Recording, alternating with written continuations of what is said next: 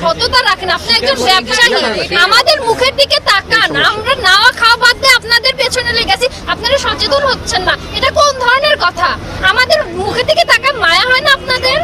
আমরা daily monitoring করতেছি আজকে এক সপ্তাহ ধরে, কিন্তু আপনাদের কোনো বেনিফিট আমরা পাচ্ছি না। আপনারা আগেও চুরি করতেন, এখনো চুরি করে যাচ্ছেন। আমাদেরকে দেখে আপনারা ভদ্র সাজতেছেন, সাধু বাবা সাজতেছেন। এটা সাজে লাভ নাই। আমরা আপনাদের ভিডিও খবরগুলো জানি, এখানে ডেইলি আসতেছে। স্বীকারোক্তি দিয়েছেন স্পষ্ট বলেছেন যে আমি হাত জোর করে ক্ষমা চেয়েছেন, মানে দেশবাসীর কাছে মরা মুরগিকে অপরাধ আপনি আর করবেন না, মরা মুরগিকে কি আর করবেন না, যদি করেছেন আর করবেন। আমাদের হোটেলের মালটা তুলতে আসে, আমরা বুঝতে একটা চার্জ পিস করে না, ওগুলো কোথায় চলে না। এটা চার্জ পিসটা কোথায় দেওয়া যায় না, এটা রাখাও যায়, এটা এটা রাখি ঠিক আছে। চার্জ পিস করানো চারুলতা এবং স্বপ্নিল এই দুই জায়গায় দেন প্রসেস করা। তিনটা মুরগি দেন তো আপনি বলেছিলেন বাদে নেই, এখান থেকে চিন্তা জবাব দিয়ে আমরা একটা চার্জ পিস করাটা এটা কোথায় চলে না। সব চার্জ পিস করা মুরগি আপনার দেখেন কি করেন আপনারা, এগুলো আমরা রেখে দিই, আপনার বাড়িতে যাইতে নিয়ে যাবেন, স্টেপেরা যাইতে 10টা 10টা করে নিয়ে যাবেন।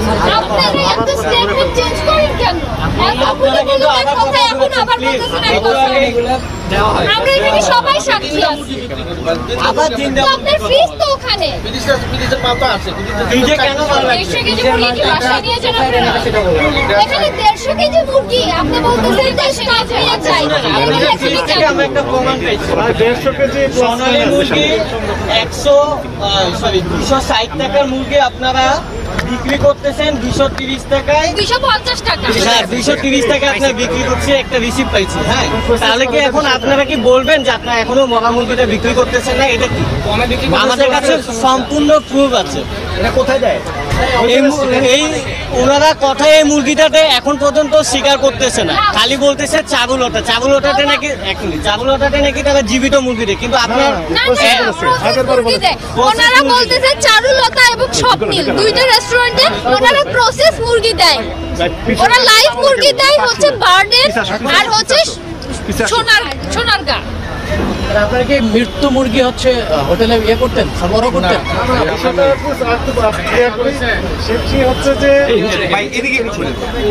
লাইভ যে সোনালী মুরগি সেটি উনি বিক্রি করছেন 260 টাকা কেজি, আর প্রসেস করা যে মুরগি ফ্রিজে রেখেছেন সেইগুলোতে নাড়ি ভুড়ি নেই, একদম প্রসেস করা ক্লিন করা, সেইটা উনি বিক্রি করতেছেন 230 টাকা কেজি। কোথায়? স্বপ্নিল পান্থপথের একটা রেস্টুরেন্ট, আরেকটি নাম বলেছেন চারুলতা এই রেস্টুরেন্ট। আরো কোনো রেস্টুরেন্টে দিচ্ছেন কিনা উনি এখনো স্বীকার দিচ্ছে না, তবে থানায় গিয়ে মামলা তো হবে এখন রেগুলার। পুলিশে যখন ইনভেস্টিগেট করবে ঠিক তখন সবগুলো আরো তথ্য বেরিয়ে আসবে যে কোন কোন রেস্টুরেন্ট। তবে এক এক সময় এক এক কথা বলছেন। এখন বললেন উনি বাসায় নিয়ে যান, এখানে প্রায় 150 কেজির মতো মুরগি এখনো রয়েছে। এত কেজি মুরগি কোন বাসায় নিয়ে যাবেন? কি বাসার জন্য? এটি বাসার কি বাসা? এটা দোকান, ব্যবসা প্রতিষ্ঠান। এখন ব্যবস্থা কি নেবেন এনাদের বিরুদ্ধে? এগুলো তো ডিস্ট্রয় করা হবে, এখন এনাদের বিরুদ্ধে প্রচলিত যে আইনে মামলা দায়েরের জন্য আমরা থানা পুলিশের সহযোগিতা চেয়েছি। মহাপরিচালক মহোদয় নির্দেশনা দিয়েছেন যে এর বিরুদ্ধে এই প্রতিষ্ঠানের যারা জড়িত আছেন তাদের বিরুদ্ধে আইনের যে সর্বোচ্চ প্রয়োগ আছে, সর্বোচ্চ শাস্তি নিশ্চিত চলবে, যে সকল ধারাই পড়ে সবগুলো ধারাই তার বিরুদ্ধে যাবে। এখন তার নামে রেগুলার মামলা হবে। একই সাথে এই প্রতিষ্ঠানটির কার্যক্রম জনস্বার্থে সাময়িকভাবে বন্ধের নির্দেশনা দেওয়া হয়েছে, এটি হয়তো স্থায়ী হতে পারে, সেটি পরে সিদ্ধান্ত দেওয়া যাবে। একই সাথে 50,000 টাকা জরিমানা এটি আদায়ও হয়েছে।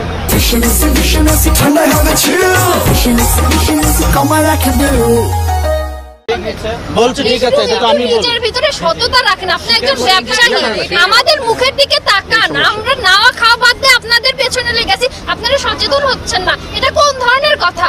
আমাদের মুখের দিকে তাকান, মায়া হয় না আপনাদের? আমরা ডেইলি মনিটরিং করতেছি আজকে এক সপ্তাহ ধরে, কিন্তু আপনাদের কোনো বেনিফিট আমরা পাচ্ছি না। আপনারা আগেও চুরি করতেন, এখনো চুরি করে যাচ্ছেন। আমাদেরকে দেখে আপনারা ভদ্র সাজতেছেন, সাধু বাবা সাজতেছেন। এটা সাজে লাভ নাই। আমরা আপনাদের ভিডিও খবরগুলো জানি, এখানে ডেইলি আসতেছে। ঠিক আছে। আপনারা লাভ করেন, কিন্তু আপনারা নিজেই পাইকারি কিনতেছেন, নিজেই খুচরা বিক্রি করতেছেন। আপনারা তো আপনার নিজেদের রাজ্যে আছেন। আপনারা এটা কেন? আপনাদের তারপরে রিসিভ দামেরও কাগজও এত ঠিক না, বড় আপনারা ছাড় কাকে দিতে মুরগি স্বীকার দিচ্ছেন, করতেছেন। কাদের কাছ থেকে মুরগি নিচ্ছেন, কোনো কাগজপত্র আপনাদের ঠিক নেই। আপনাদের মূল্য তালিকা আজকে স্যার বলার পর আপনারা বললেন আগামীকাল থেকে আমরা সব ঠিক করবো। এই আগামীকালটা আমরা এক সপ্তাহ ধরেই শুনতেছি, আগামীকাল আগামীকাল আগামীকাল। এই আগামীকালটা আপনাদের শেষ হচ্ছে। এটা কেমন কথা? আর আপনি এমন একটা মানুষ স্বীকার করতে বলছেন।